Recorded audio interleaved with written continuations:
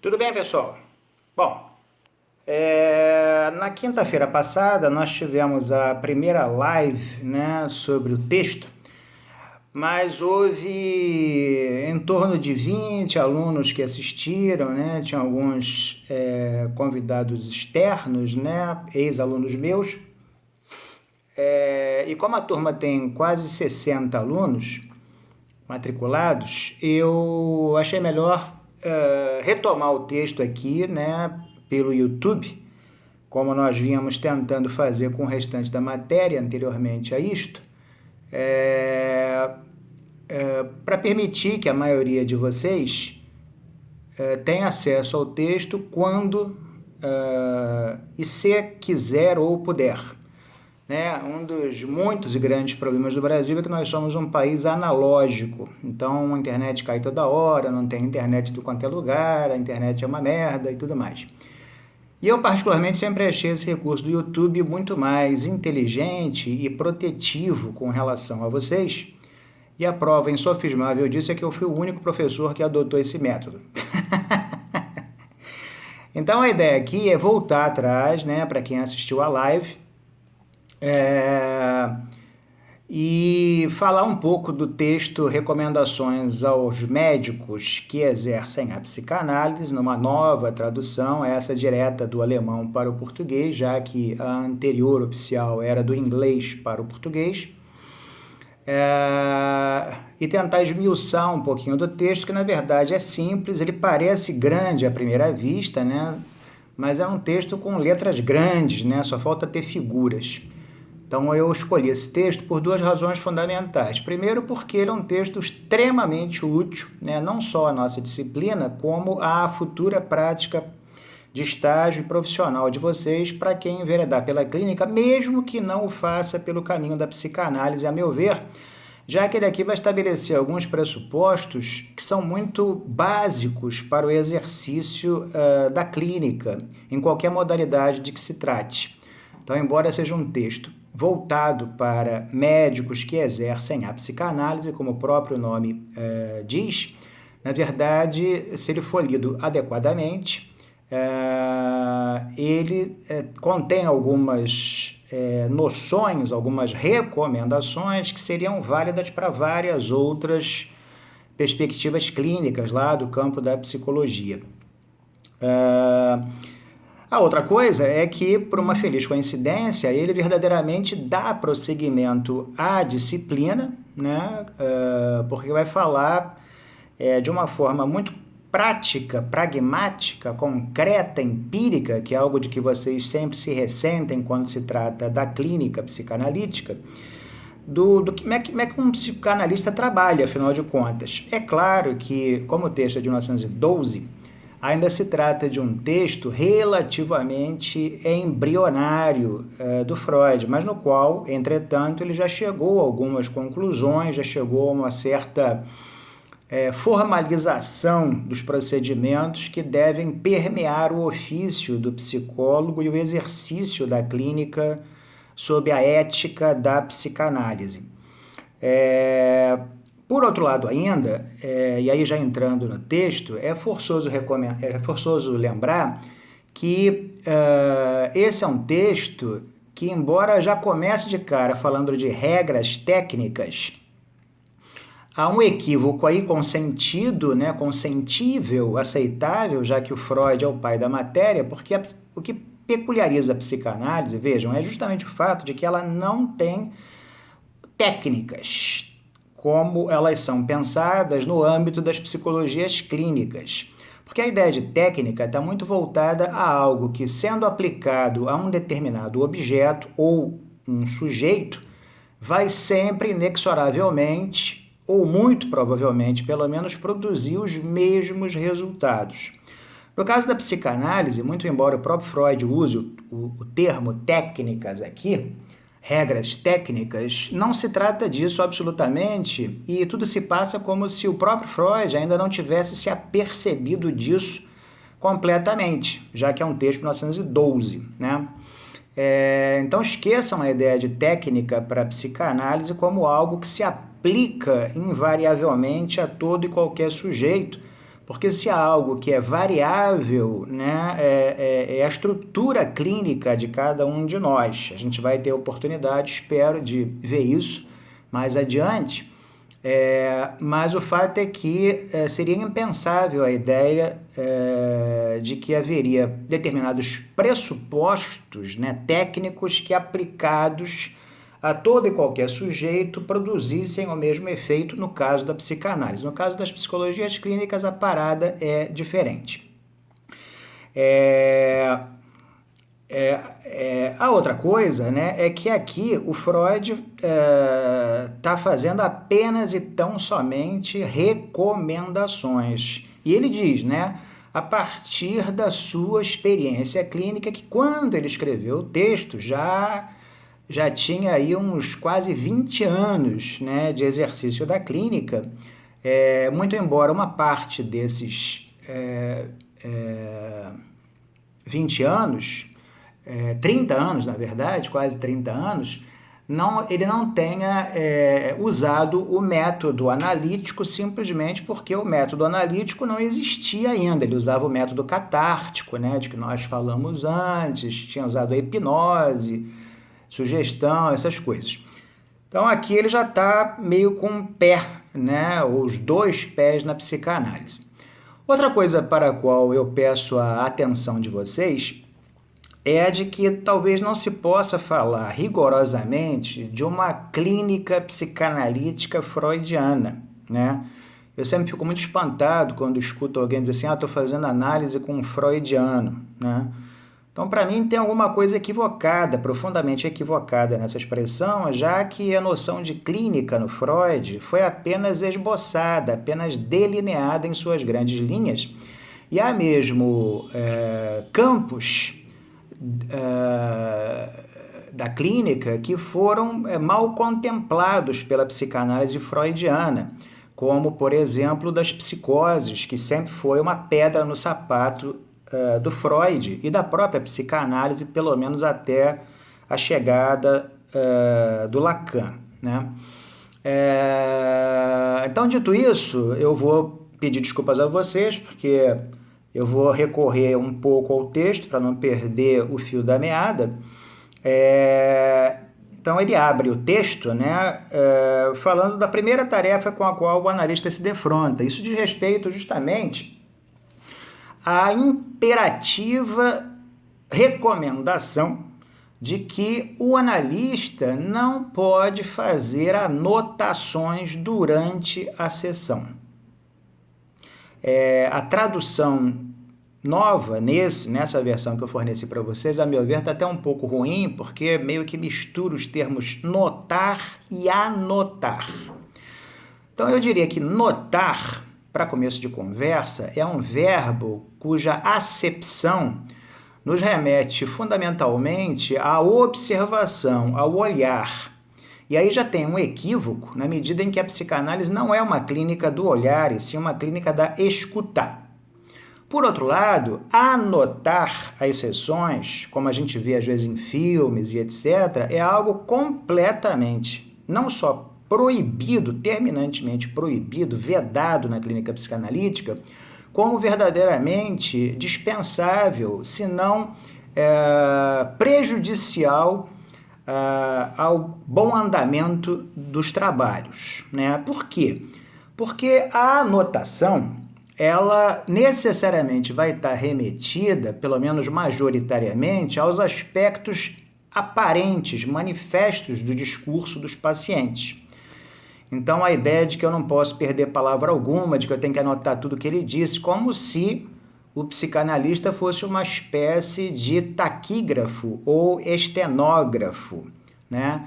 E evidentemente que não se trata disso, né? O discurso dito manifesto, o discurso do senso comum, que é o discurso que nós todos usamos na maior parte do tempo, é o discurso imaginário, um discurso que não tem valor.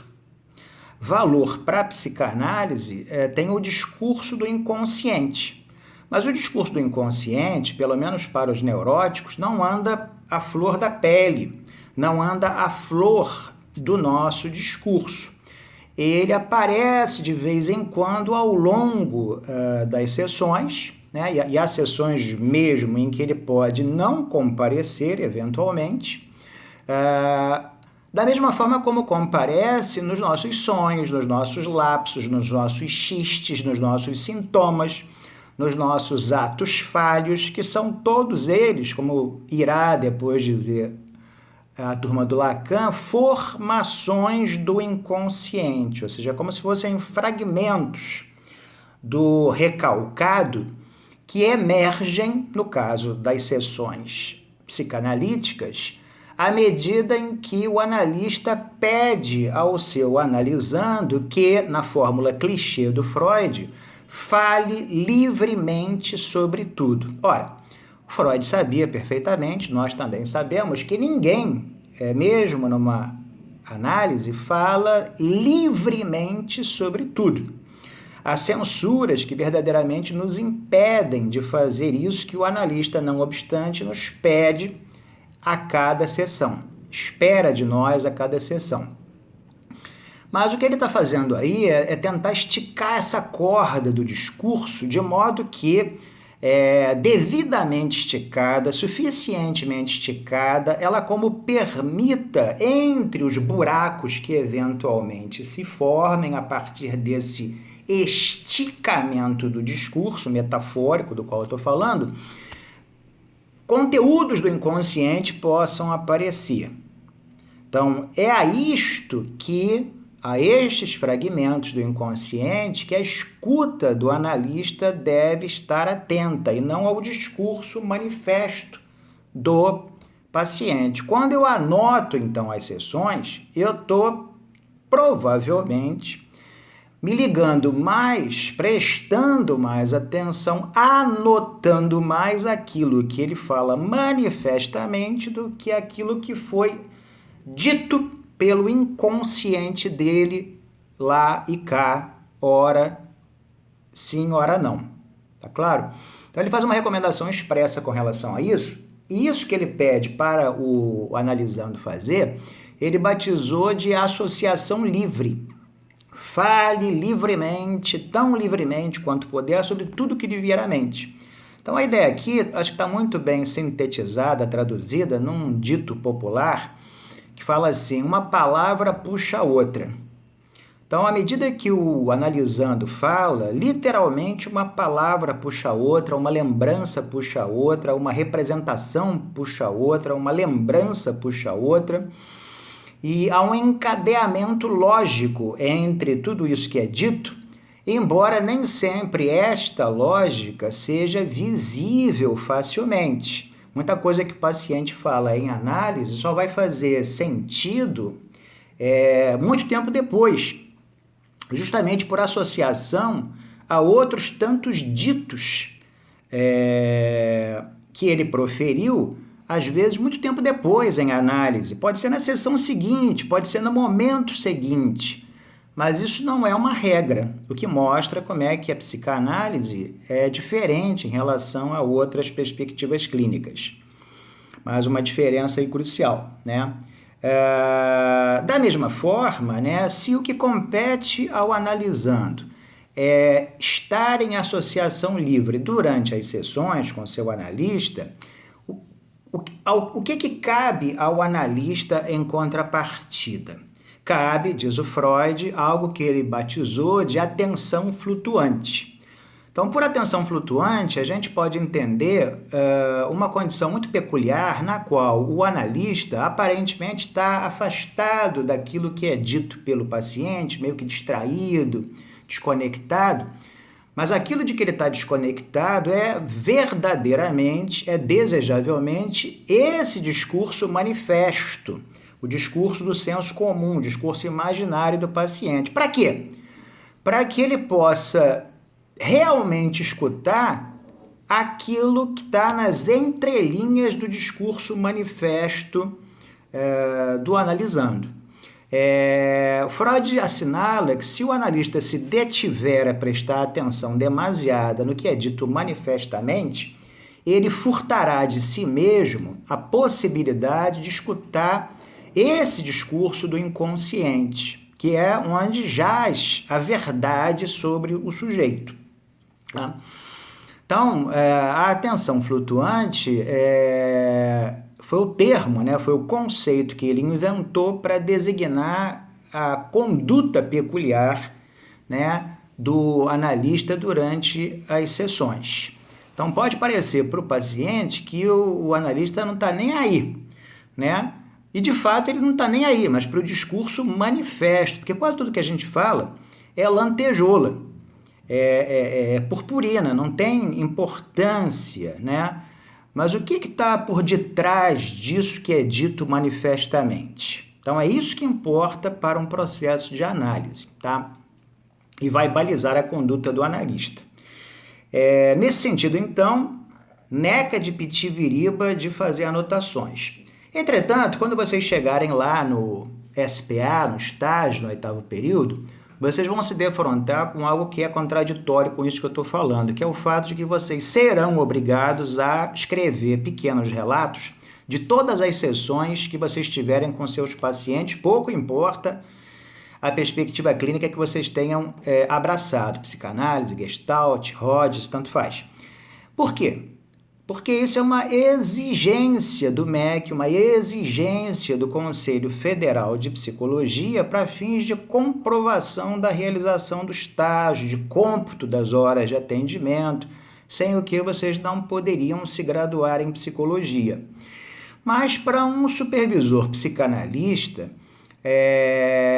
o conjunto desses relatos verdadeiramente não tem importância, a não ser sobre esse aspecto que eu ressaltei agora há pouco, né, de ser uma obrigação acadêmica, de ser uma obrigação legal e etc, etc, etc. Mas não tem valor algum, né?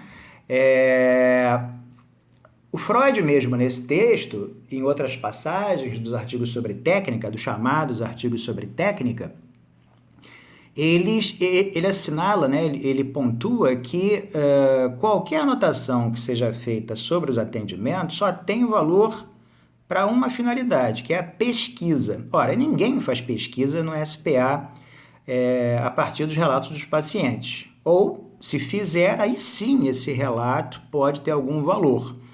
Fora isso, ele não tem valor algum. O próprio Freud diz: eu anoto as sessões dos meus pacientes de noite, depois que já atendi todos eles.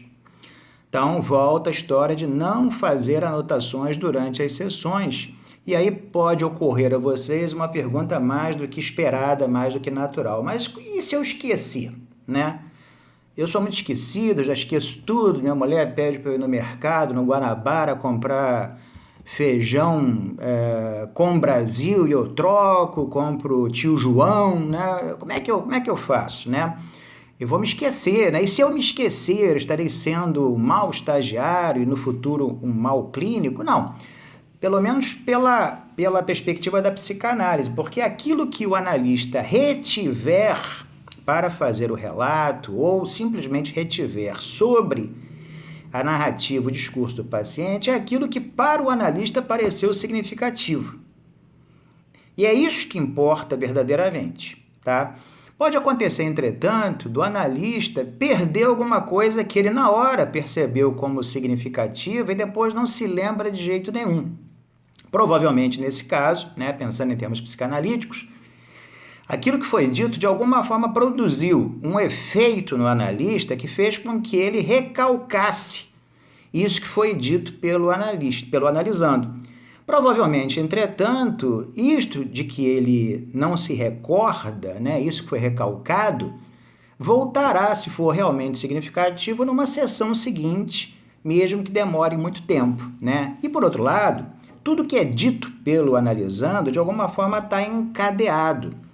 Embora, como eu falei inicialmente, não tenha esse encadeamento, ele não seja visível muito facilmente para nós, perceptível, melhor dizendo, já que a psicanálise, como eu falei, fala de uma clínica da escuta e não do olhar. O olhar é sempre enganoso. Eu posso olhar para alguém exemplarmente, que é todo organizado, tem a mania de limpeza, etc, etc, etc, todo sistemático, assim, isso é um neurótico obsessivo compulsivo. e não ser, né? É comum você ver casais onde o marido é um neurótico obsessivo e a esposa é uma histérica. E a histérica tem uma característica muito interessante, que é de decalcar a conduta daqueles que estão à sua volta ou dos ambientes onde ela vive. Então, uma boa histérica pode ser, se casada com um neurótico obsessivo, ser ainda mais obsessiva do que o próprio obsessivo. Então, se eu apenas faço esse diagnóstico observando uma clínica do olhar, eu provavelmente vou quebrar a cara. Bom, o Freud, né, vai continuar, né, falando do que ele considera importante na clínica, no que diz respeito às anotações que eventualmente sejam feitas, etc., vai avançando nisso, né? Vai reiterando os argumentos, falando de que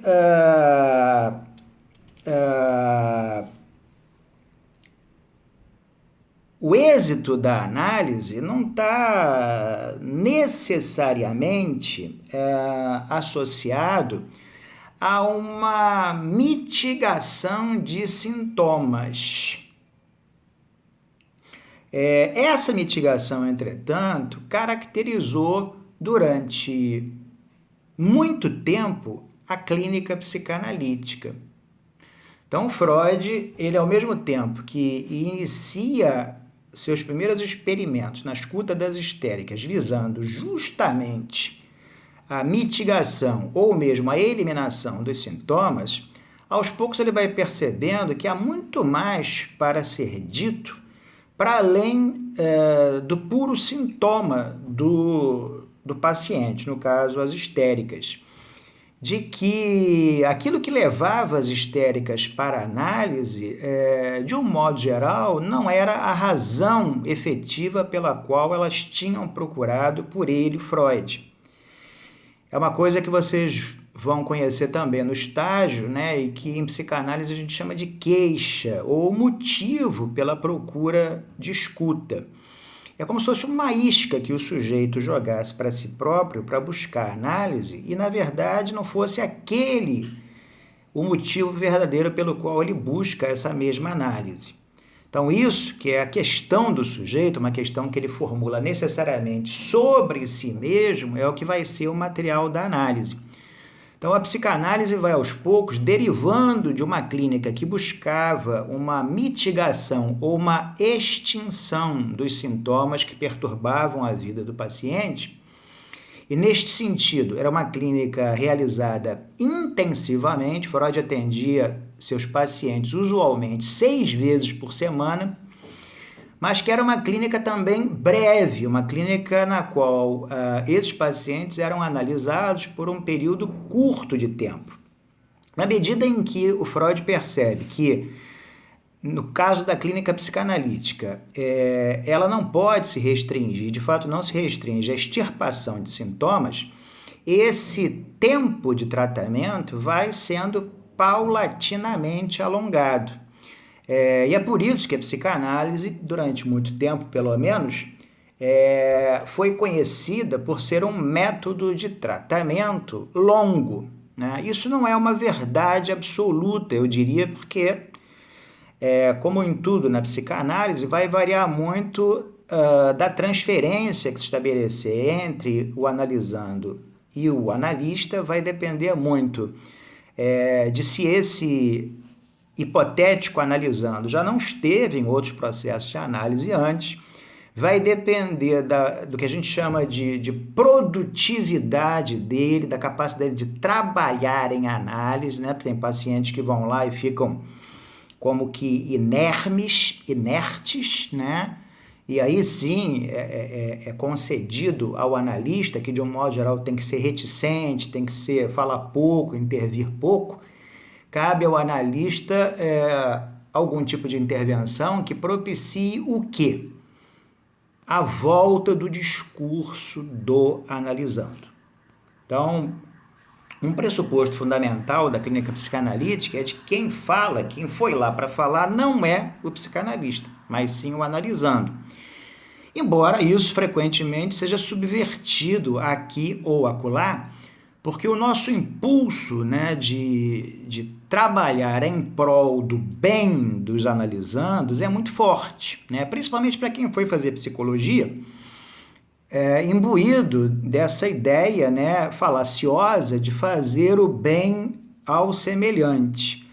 Em psicanálise, não se trata absolutamente, o Freud assinala isso no texto, de oferecer uma ajuda ao analisando que não seja outra que não a escuta do seu inconsciente.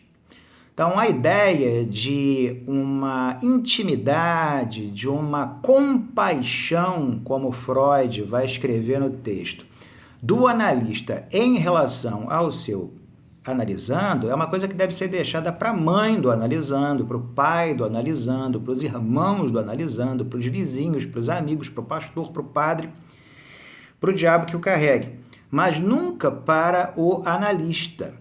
O analista não está ali para ajudar ninguém, está para escutar. Isso que o analista oferece, a escuta para o analisando, ninguém mais pode oferecer.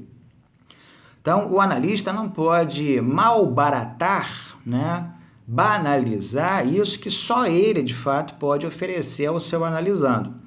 Então, é muito frequente, né, adiantando aí a história, nos estágios, vocês se verem falarem em supervisão do impulso que vocês têm de abraçar, de confortar, né, os pacientes que muitas vezes contam histórias realmente tristíssimas. Entretanto, avisa o Freud, se o analista, né, não for abstinente, não for reticente em relação ao seu paciente, ele nada poderá fazer em termos da escuta, que é o que cabe ao analista fazer.